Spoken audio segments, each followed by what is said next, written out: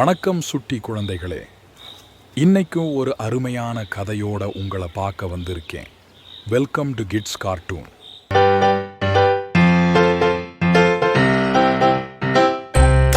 காட்டு மிருகங்களும் கொடூர நோயும். காட்டுக்குள்ள ஒரு கொள்ளை நோய் பிரவுச்சு. அதனால நிறைய மிருகங்க தேவையில்லாம செத்து போச்சு. அதனால சிங்கராஜா தன்னோட சபைய கூட்டினாரு. அந்த சபைக்கு காட்டுல இருக்கிற எல்லா மிருகங்களும் வந்துச்சுங்க. உடனே சிங்கராஜா சொல்லுச்சு, இந்த காட்டுக்குள்ள நிறைய பாவம் செய்யறவங்க இருக்காங்க. அதனாலதான் இந்த காட்டு தெய்வம் ரொம்ப கோபப்பட்டு நம்மளுக்கு இந்த கொள்ள நோயை கொடுத்து இருக்காரு. அதனால இந்த காட்டுல அதிகம் பாவம் செஞ்சவரை கடவுளுக்கு பலி கொடுத்து கடவுளோட கோபத்தை தணிக்கணும்னு சொல்லுச்சு. உடனே எல்லா மிருகங்களும் அதுக்கு சரின்னு சொல்லுச்சுங்க. அப்ப சிங்கராஜா சொல்லுச்சு, நான் நிறைய ஆடுகளையும் மாடுகளையும் சின்ன சின்ன மிருகங்களையும் இரக்கம் இல்லாம அடிச்சு தின்னுருக்கேன். அதனால நான் தான் பெரிய பாவின்னு சொல்லுச்சு. உடனே புலி எழுந்திருச்சு, அரசே, நீங்க இரக்கமுடைய அரசரா இருந்தாலும் உங்களுக்கு வேட்டையாடி உணவு உண்ணும் வேலைய கடவுள் கொடுத்திருக்கிறார். அதனால நீங்க செஞ்சது பாவம் இல்லை, உங்கள் பாவம் மன்னிக்கப்பட்டுச்சு. அதனால பலி கொடுக்க முடியாது. தொடர்ந்து புலி சொல்லுச்சு, நான் பெரிய பெரிய செம்மறி ஆடுகளை அதோட குட்டி எல்லாத்தையும் தேவையில்லாம கொன்னுருக்கேன். அதனால நான் தான் பாவின்னு சொல்லுச்சு.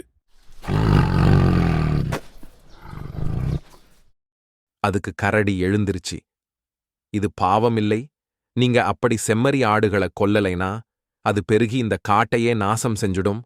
அந்த ஆபத்தை தடுத்ததால உங்க பாவமும் மன்னிக்கப்படுதுன்னு சொல்லுச்சு. தொடர்ந்து, நான் நிறைய தேனீ சேமிச்சு வச்சிருக்க, தேனை திருடி சாப்பிட்டு இருக்கேன். அதனால நான் தான் அந்த பாவி, என்ன தூக்குல போடுங்கன்னு சொல்லுச்சு.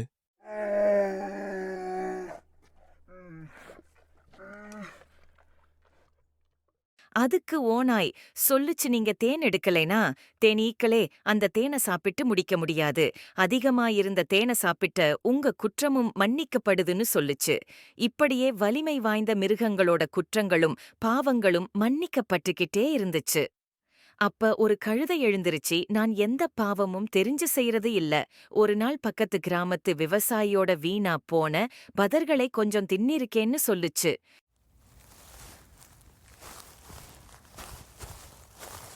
உடனே எல்லா மிருகங்களும் கோபப்பட்டுச்சுங்க. அடுத்தவங்களோட பொருளை சாப்பிட்டு ரொம்ப பெரிய பாவத்தை செஞ்ச கழுதையால தான் இந்த நோய் காட்டுக்குள்ள வந்திருக்குன்னு சொல்லி கத்துச்சுங்க. உடனே அந்த கழுதை தூக்குல போடப்பட்டுச்சு.